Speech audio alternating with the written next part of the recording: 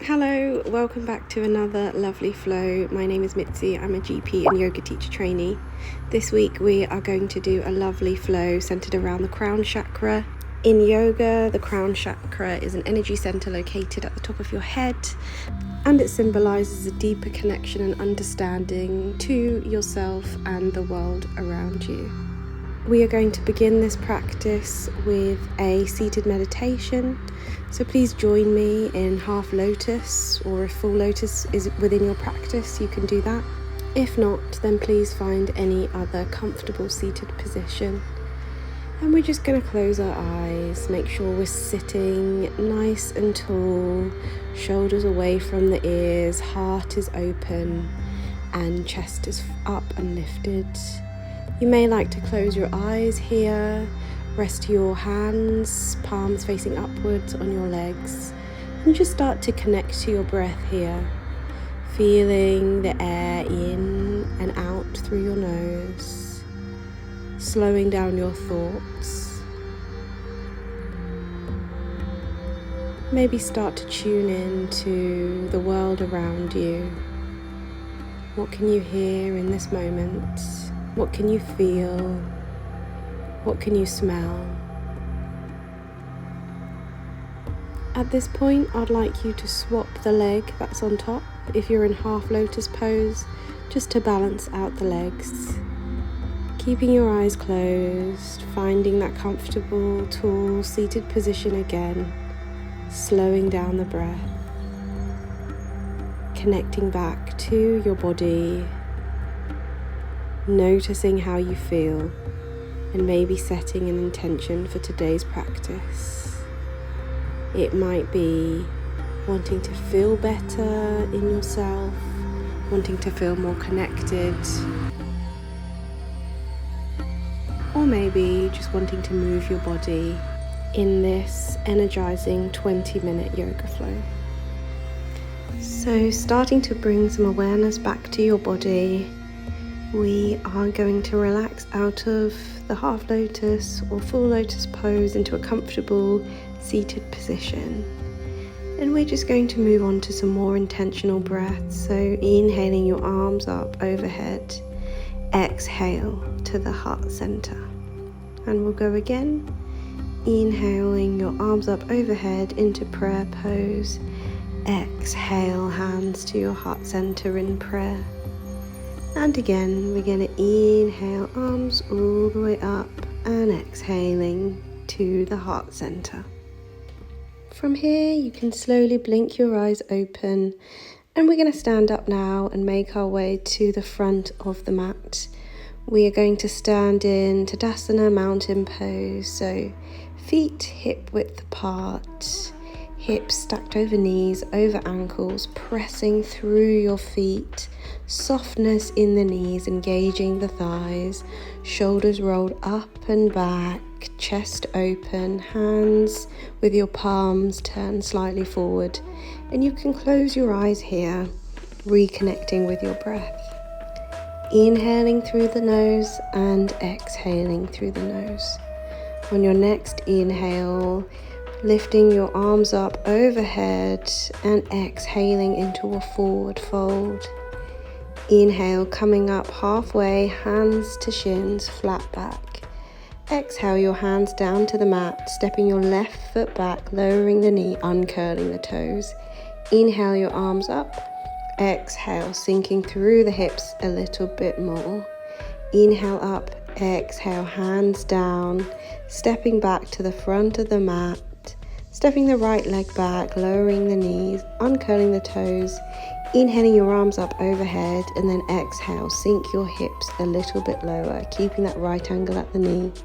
Exhaling your hands down, coming into plank, lowering the knees, uncurling the toes, and we'll do a knees, chest, chin, and then pushing through, inhaling on your cobra, low cobra, or pushing up to full cobra. And then exhaling, push back into your downward facing dog. Just take a moment feeling this posture, pushing equally through the hands. Maybe you like to pedal out the legs to loosen up the calves. Maybe you like to Nod or shake your head from side to side to ensure that your neck is relaxed. And then looking forward at your hands, stepping between your hands. Inhale, halfway lift. Exhale, forward fold. Bending the knees generously, coming up all the way, hands overhead, gentle back bend. And then coming back into your Tadasana mountain pose at the front of the mat. Inhale and exhale. On your next inhale, arms up overhead. And then exhaling, forward fold. Inhale, halfway lift. Exhale, forward fold. Stepping the left foot back, lowering the knee, uncurling the toes. Inhale, the arms up. Exhale, sink through the hips. We'll repeat this modified sun salutation again. Exhaling, hands down, stepping your left foot back, and then changing over to step your right foot back. Lowering the knee, sinking through those hips, remembering to stay connected with your breath. Curling under the toes, stepping your left foot back into plank. Let's do the modified knees, chest, chin again. Inhaling into your cobra, and then exhaling, pushing back into your downward facing dog. Remember that downward facing dog is your active resting position, so really take a moment to feel the benefits of this posture. Push through your hands, push through your feet. You're drawing your heels towards the mat, bending the knees as much as you need. Now, coming back onto your toes and then sink onto your knees. We're going to go into child's pose, so having your knees slightly open so your belly can rest in the middle, arms extended in front, and just massaging your forehead on the floor, maybe shaking your head to feel that. And then coming back through tabletop, pushing back into your downward facing dog for another breath before stepping back to the front of the mat. Inhale, halfway lift. Exhale, forward fold. And then inhale, coming all the way up to rise. And then just take another moment, shake it out a little bit. And we'll do another sun salutation. We'll keep building on this. Standing tall and strong in Tadasana mountain pose. Inhale, your arms up overhead, and then exhale, dive forward fold. Inhaling, hands to shin, halfway lift, flat back. Exhale, forward fold, planting the hands, stepping the left foot back. You can keep the knee low or lift it up, coming up into our high crescent, sinking through the hips. And we're going to transition into our warrior one. So keeping your chest and hips forward, you're going to be lowering your left heel, keeping both toes facing forward. Inhale, exhale, opening out into your warrior two pose. So your heels are in a line, your shoulders are away from your ears, your fingers are active, you're pushing through your feet, building it from the ground up. Windmilling your hands down now, coming through plank. You can stick to knees, chest, chin, or move on to full chaturanga with me, pushing back into your downward facing dog. If you want a better breakdown of this flow, then I do have a video on that. Stepping to the front of the mat, inhale halfway, exhale, forward fold, and then inhale all the way up to stand. Back into Tadasana, inhale your arms up, exhale, forward fold. Inhale, halfway lift, exhale, forward fold, stepping the right foot back this time.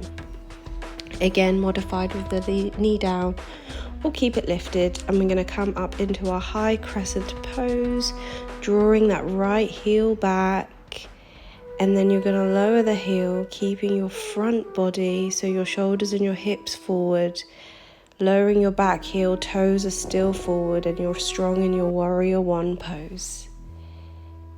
Opening up into your warrior two pose, heels are aligned, arms are out by your side, your dristi or your gaze is at that front middle finger. Breathe through the posture, feeling really tall, windmilling your hands down, coming back through plank, full chaturanga or knees, chest, chin. Inhale, upward facing dog, or exhale into your downward facing dog. So pushing through the hands and feet, catching your breath. And then on your next inhale, you're going to be looking to your hands, step or jump to the front of your mat. Inhale, halfway lift. Exhale, forward fold. Soft the knees, coming all the way up to stand. Inhale, the arms up overhead. And then exhale, relaxing your hands down by your side. On your next inhale, you're going to lift your arms up overhead. Exhale, forward fold. Inhale, halfway lift. Exhale, hands to the mat, stepping the left foot back. Again, coming straight into warrior one this time. You're going to lower your back heel, lifting the chest up. You may need to shift your front foot forward a bit and then open up into your warrior two pose. We're going to be building up a little bit more from last time. So breathing in your warrior two before pivoting onto your back toe into high crescent, either one big step or several small steps to the front of your mat, keeping that left foot lifted if you can, knee bent, foot in front. You can either come into tree pose with your foot just on your ankle, or you could have your foot on your calf, or if you're quite comfortable with this pose, then you can bring your foot into your thigh. Just make sure that your foot isn't over your knee joint. You can have your hands at the heart center and then release that foot in front of you. And we're now going to hinge forward, so kicking that left foot back, keeping your hips square with the floor. Chest is lifted. You can keep your hand at the heart center or bring your arms out in front of you. And here we're in warrior three pose. Stepping your foot back, coming into your high crescent before lowering your hands to the mat, coming through plank, and then find your flow. So either upward facing dog or your knees, chest, chin, and then pushing back into your downward facing dog. Again, looking forward, step or jump to the front of the mat. Inhaling, halfway lift. Exhaling, forward fold. Bending the knees generously before inhaling and coming all the way up to stand. Let's repeat the same on the other side now. So through mountain pose, inhaling your arms up overhead, gentle back bend, and then exhale, forward fold. Inhale, halfway lift. Exhale, lowering the hands, stepping the right foot back this time, straight into warrior one. So your heel is down, toes are facing forward, your hips and your shoulders are also forward, your heart is lifted, and you're sinking as much as you can. Before transitioning into your warrior two pose, heels are aligned, shoulders are dropped away from your ears, and your gaze is looking at that front middle finger. Pivoting again through high crescent, making sure you're connected with your breath.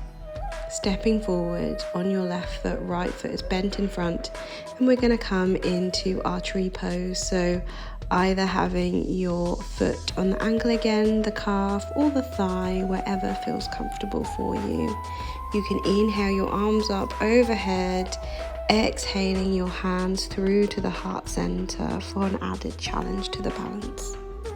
On your next inhale, again release that right foot in front of you, and then we're going to hinge at the hips. So exhale, sending your front body forward, kicking that right foot back, toes to the ground, foot flexed, chest lifted into your warrior three pose. You can extend the arms for extra challenge. And then you're going to step back through your high crescent pose. And then exhale, lowering the hands to the ground, stepping back into plank. Find your flow. Inhale, upward facing dog. Exhaling, downward facing dog.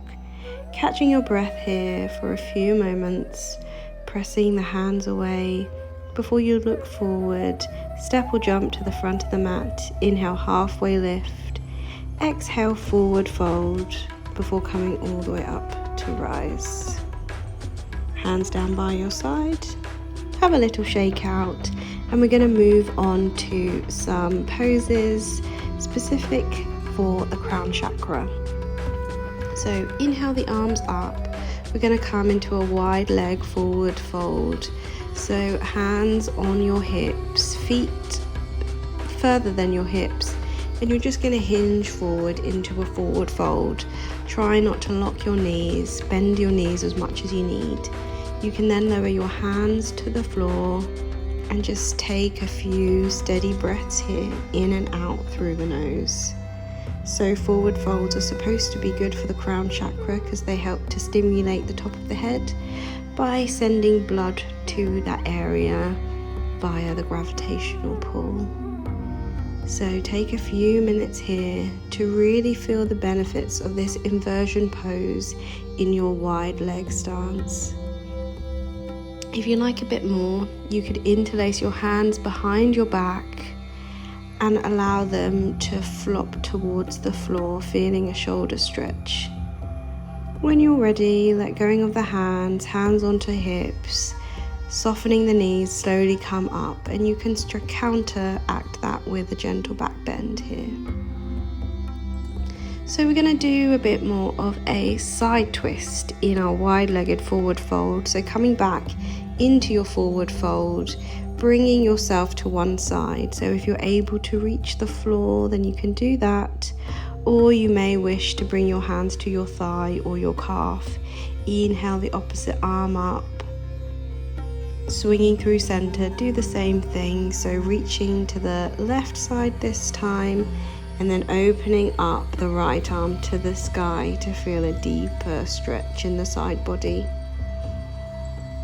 From here, if it's within your practice, you could come into a tripod headstand.